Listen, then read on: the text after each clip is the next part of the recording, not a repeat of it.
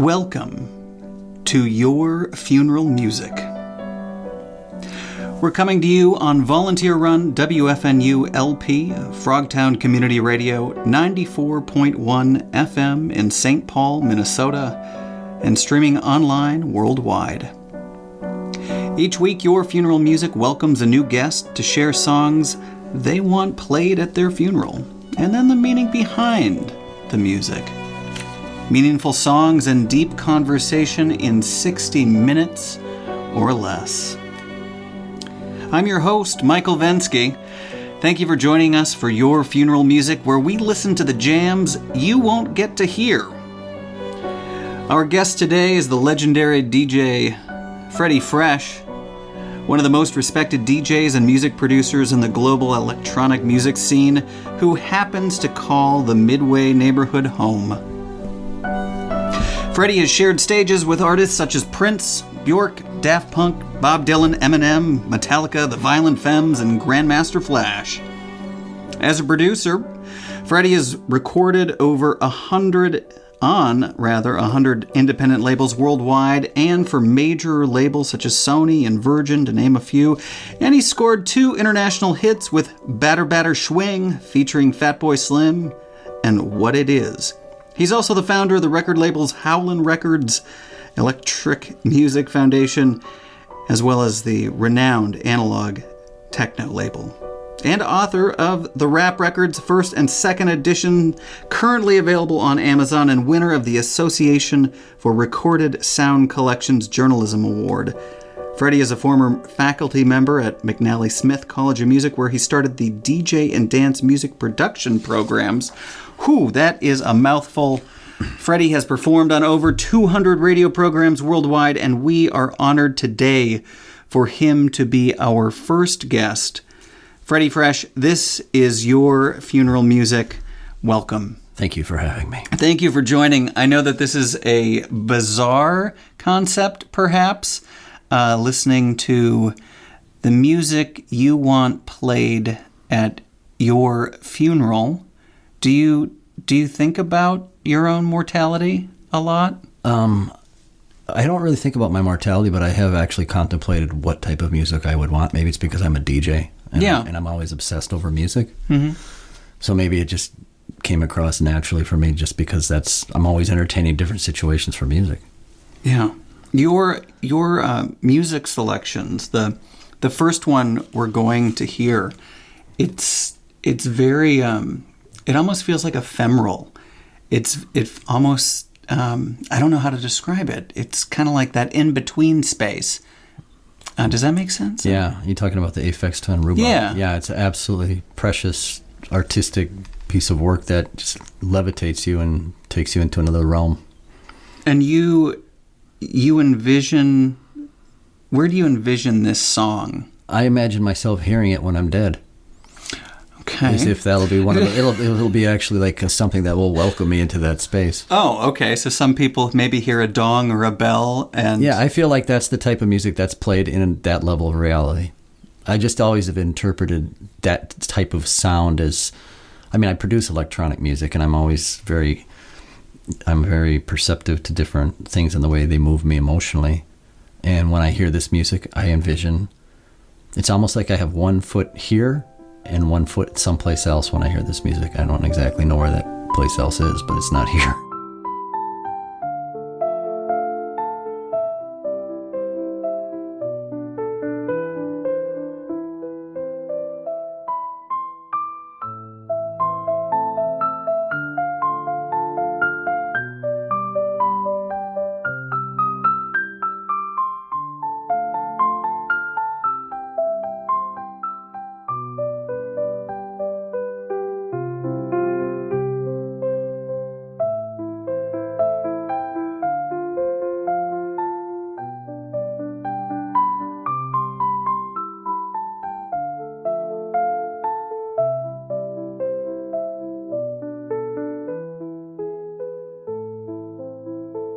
if there is a heaven, mm-hmm. is that what's playing in the background for you?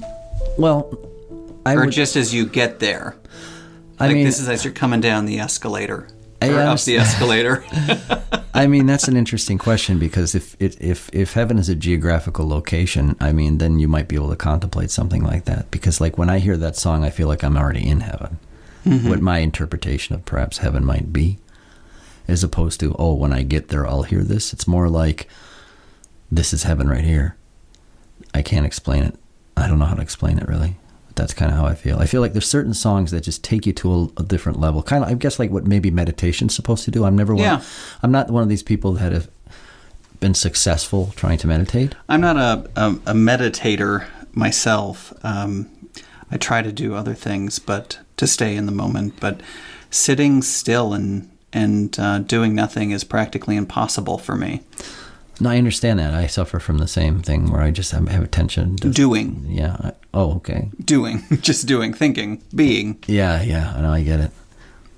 I like that. I think one of the reasons that I wanted to have you as a first guest is not only because of your extensive knowledge of music overall, but I knew that you would bring something that no one else could bring. And I think that we're hearing that right now.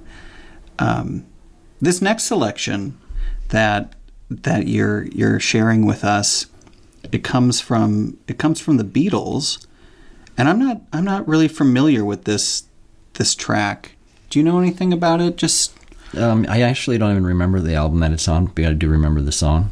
And I remember when I was a young boy thinking, wow, what a pretty song. And it's just kind of like perhaps what, I guess, without deep analyzing, it's not like it's something that's very powerful or anything like that to me. It's just like, oh, this sounds like a cool song that kind of reminds me of like the theme of what your show is. Yeah.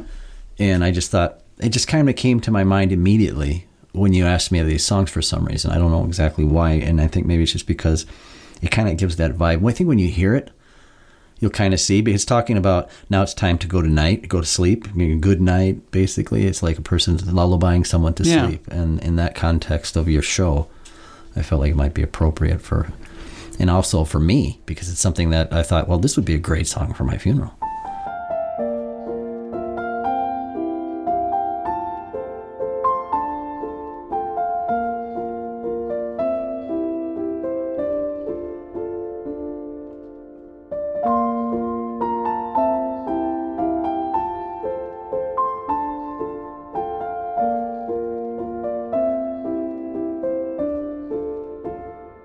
Would fit in the context of calming someone. And you have to remember, if you have a group of individuals that, ideally someone would be crying at your funeral.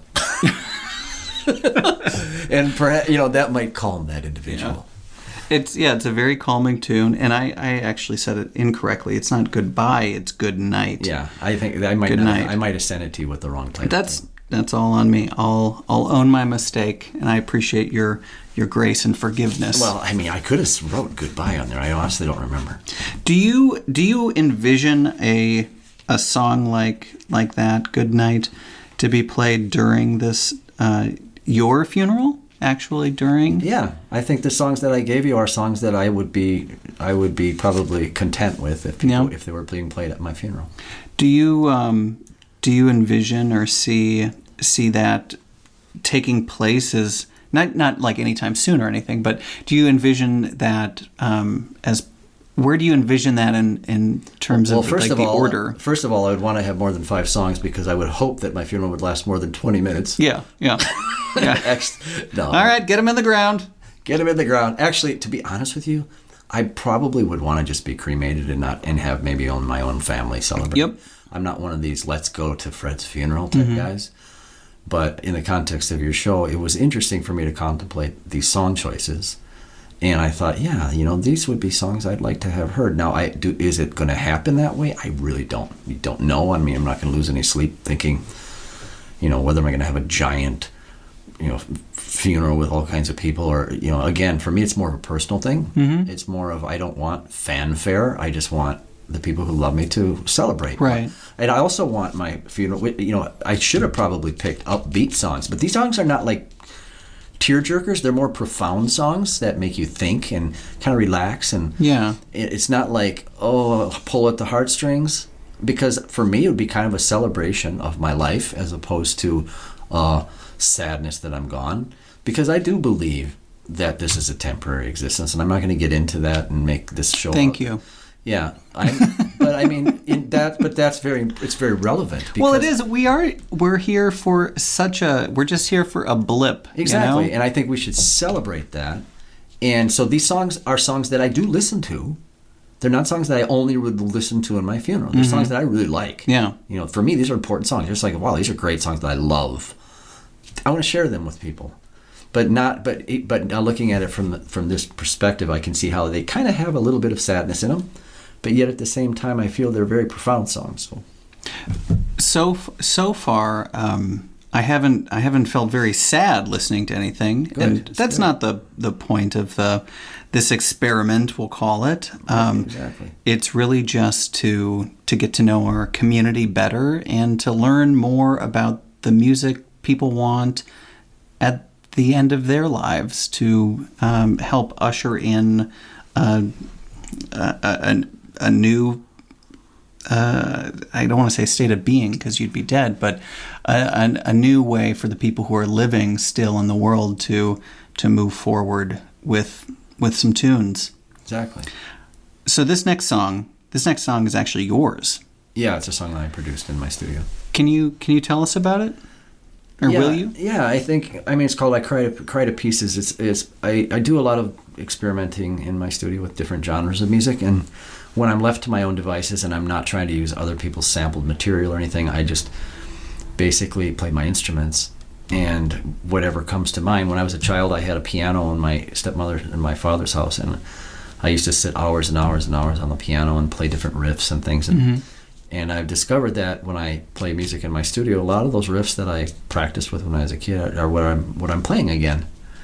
And I just really think that this song came out the way I wanted it to, as opposed to maybe something that I just couldn't pull off and get to my own satisfaction. I was actually satisfied with this one. So you're satisfied with it? Yeah, and I like it. And I think it's just a good song.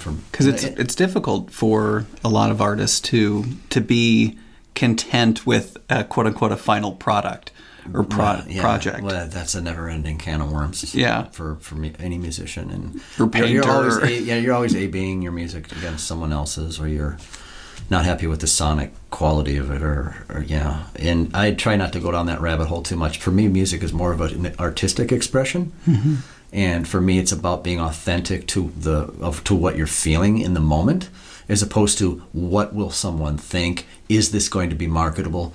Can I sell this? It's more about, I need to get this out of me. It's like there's something that has to be expressed, and sometimes that expressing ends up in a way where, in retrospect, you don't have that same mood when you're making it. You go back and you listen after you've made it, and you're like, oh, why did I put this on my page? Or right. And this song I just think is a nice song. I like it.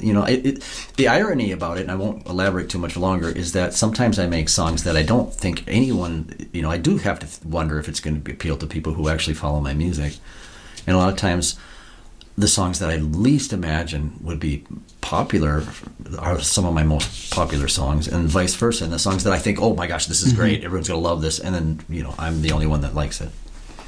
I want to highlight something that you had said at the beginning when you had mentioned playing these same riffs as a child, and how a lot of times when individuals are nearing the end of their life and they are elders in the community, they revert back to almost like a childlike state. It's a great observation.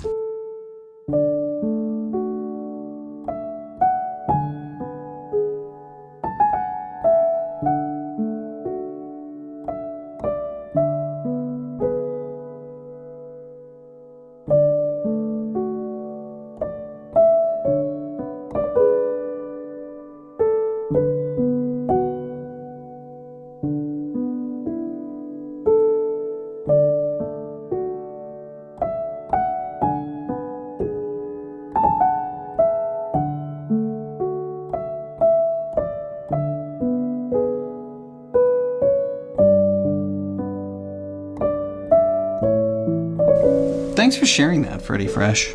My pleasure. Does anyone ever call you Mr. Fresh? I've been called everything. I suppose. A man of your age. Exactly. A seasoned man who's on his way out.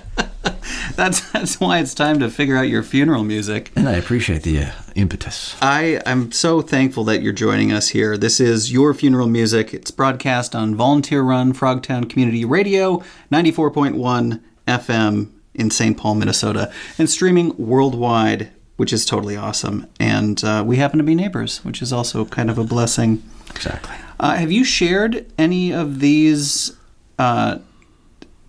songs with your family and in regard to like last wishes and that kind of thing? No, but I did mention to my wife recently that I'm doing this program and that it would be a clever way for her to know what songs I want in the event that happens. And I sent her an email of it, and she's like, well, I'm dying before you. So that kind of put an end to that conversation right there. But yeah, I mean, I have never given the thought of actually putting the pen to the paper and making notes. Yeah. So it's interesting. And again, as a DJ, I'm always looking for different type of events, and this is an event. And it's something that I think would be, I certainly wouldn't want music I don't want being played at my funeral. Yeah. I completely understand that. However, there are some standard funeral songs I should tell you that this is kind of the idea for the show is I want to hear as many different songs I haven't heard, songs I don't know, songs that I've never heard at funerals. I'd like to hear them because everyone has a little something different that they want played.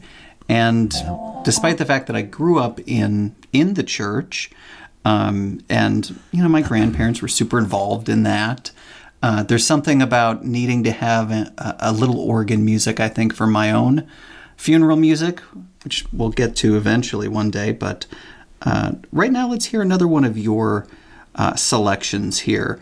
We're going to the Boards of Canada.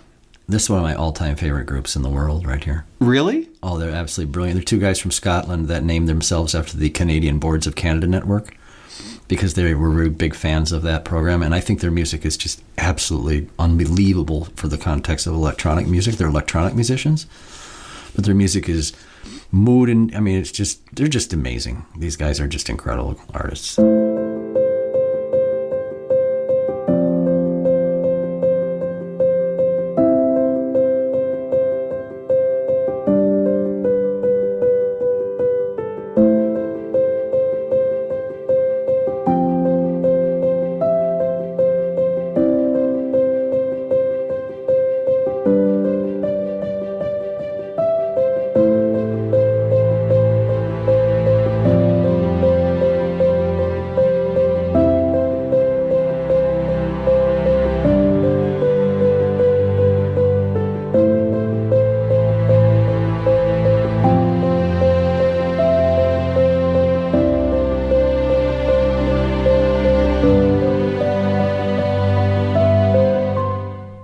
I feel like I'm learning so much from you, Freddy, mm-hmm. DJ Freddy Fresh. Yeah, just call me Fred.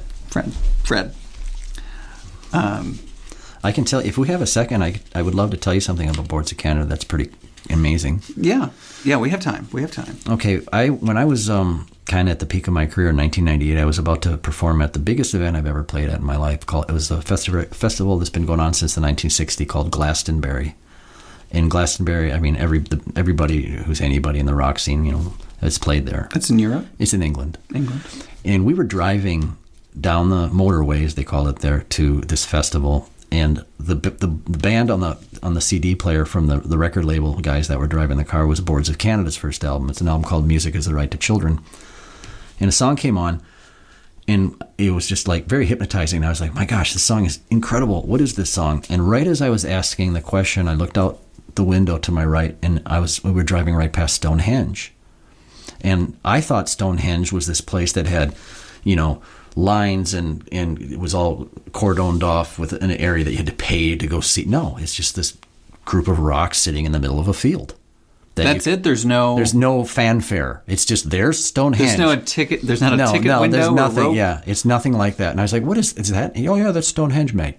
I'm like, and what is this song playing? Oh, this is Boards of Canada's new album. So I always, it was almost a spiritual experience. Here I am on my way to my biggest gig I've ever going to play, probably one of my biggest gigs. I was with Fatboy Slim performing right before him on stage. And I was all excited about that. We were a 40-minute drive out from Glastonbury, and this album, which became one of my all-time favorite albums in the history of it's called Music is the Right to Children by Boards of Canada, was playing at the exact same precise moment that Stonehenge. So it was all this input. Here's Stonehenge, this incredible album. I'm on my way to play the biggest gig of my life. I mean, it's just everything came together. And so now every time, I've been a lifelong fan of that band, of Boards of Canada. They're two Scottish guys. And so I just think that's that's a connection, and I feel we connect with songs all the time. I mean, you know, like you're in your first date in high school, and a song's playing, and every time you hear that song, it evokes emotion from that first experience. Because what song came into your mind when you said that?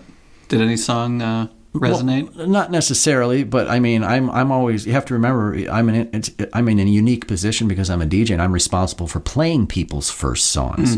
Like when I'm at weddings, I'll often get a request from the parents of the bride and groom to play a certain song that was their high school. Right.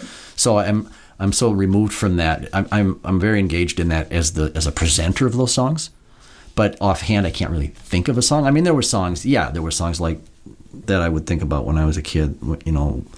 But I was also kind of a unique guy. I was into The Cure, and I was into like just so many different styles of music. So it's hard for me to handpick one on that specific. I was thinking of, this is going to out me as growing up in a small town in the 90s, but I was thinking specifically of Alison Krauss, When You Say Nothing at All, followed by, I think it's Edwin McCain, I'll Be.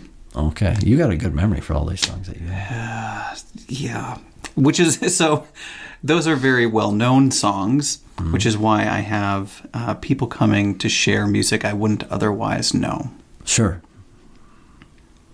Do you think that there exists an afterlife? We kind of talked about the music playing when you get there. You'd have to have a whole other radio program for that. But yes, I don't think I'm absolutely convinced, but I would take it a step further, and I would say that, I mean, I would just probably never get another booking again if I said all the things I'm believing.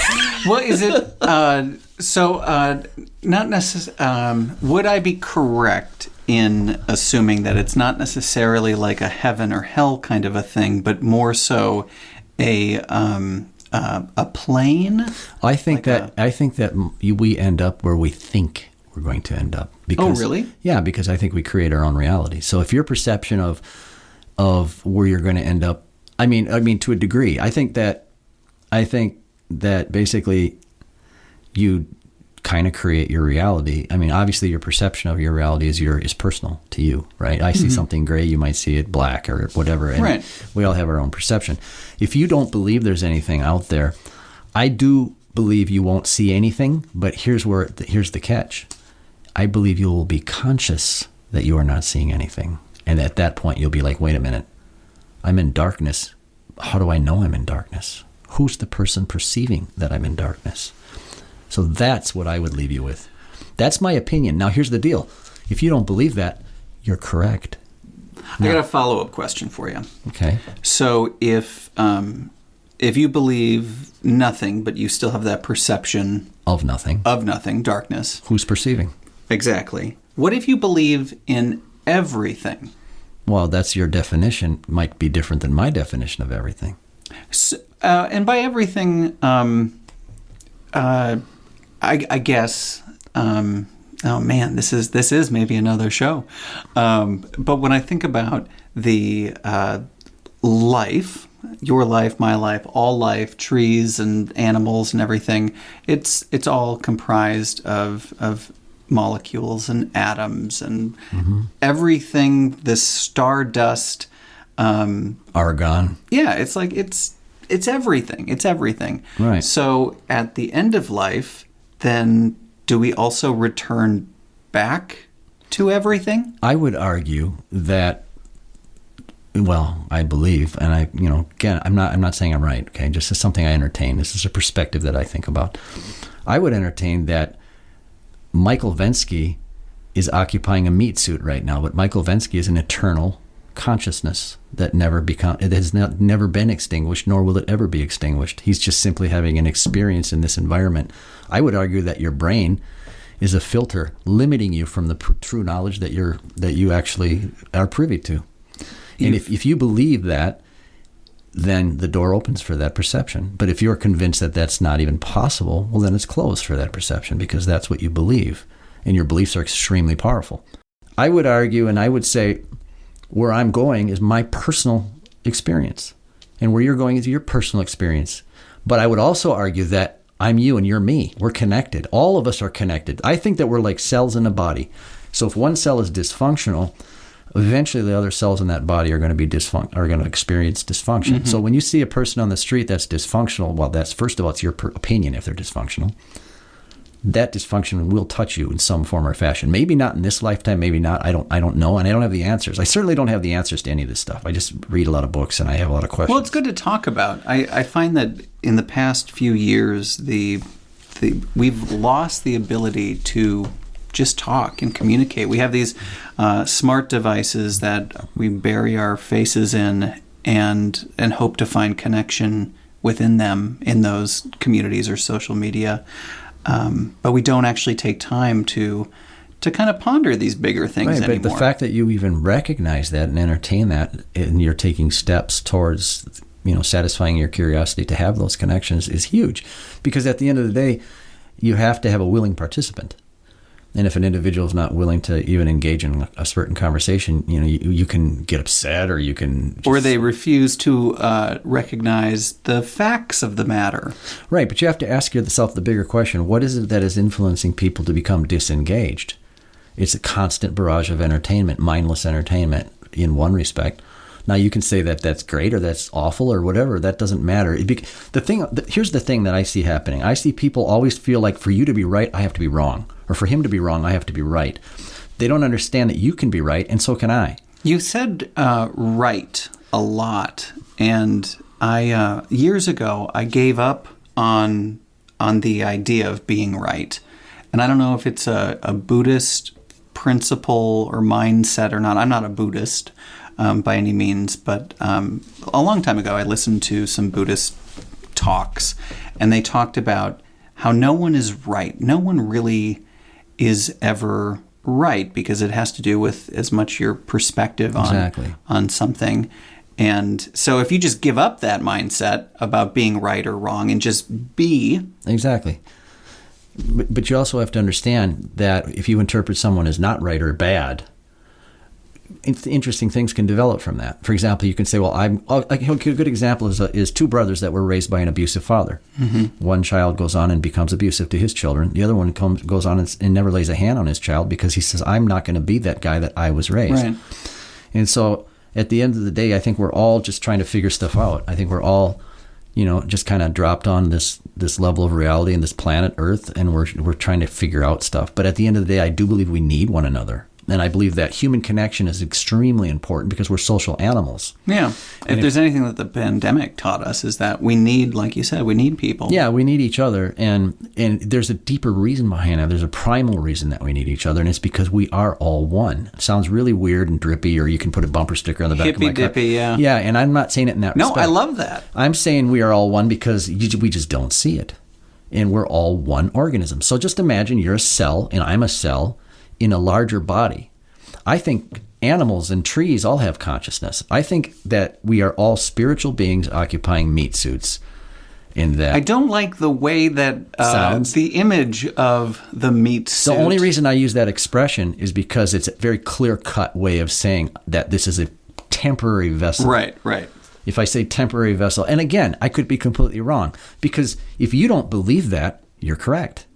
Because you're on your personal journey. It's not my journey. I'm not having Michael Vensky's journey. Michael Vensky's having Michael Vensky's journey. So the beautiful, I'm usually not aware of it. Well, so the beautiful thing is, I could be wrong, and it doesn't matter if I see your car as beige and I see it, you see it as brown, is it not a car with a color? Do you know what I mean? It doesn't really matter. So we can argue all day long who's right and wrong. That's why I have a lot of problems with a lot of different religions, because religions put everything in a box, a precise box. Yeah. And what does that do? It divides people. It divides people. I think at the end of the day that we're going to go through hellish trials. Everybody does. I mean, if you're not going through hellish trials, you're not living life. But sometimes those trials push you to do amazing things. Beautiful things come from struggle. From struggle, exactly. And it's like, and another thing too is it's kind of back to Buddhist principles. If you are living in a line, and here in the middle of the road is everything's okay, but on the right side it's, oh my God, the world's falling apart. And on the left side you're in bliss.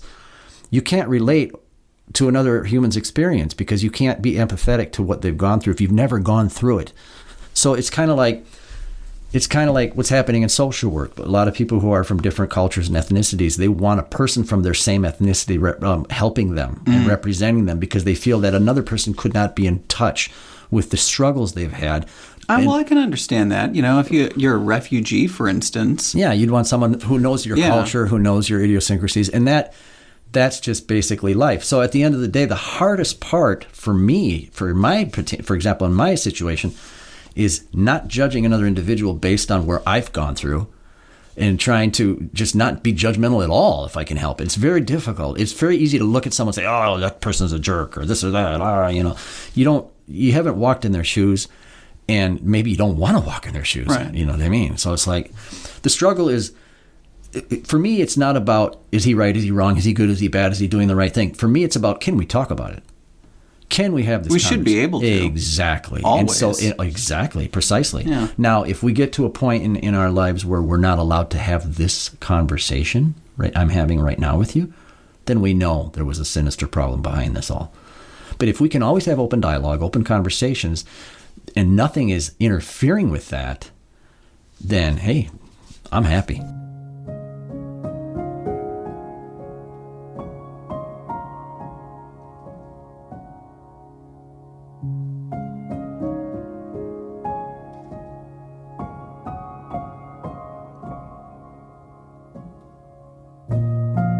Special thanks today to DJ Freddy Fresh. Thank you for joining. And thank you for having me.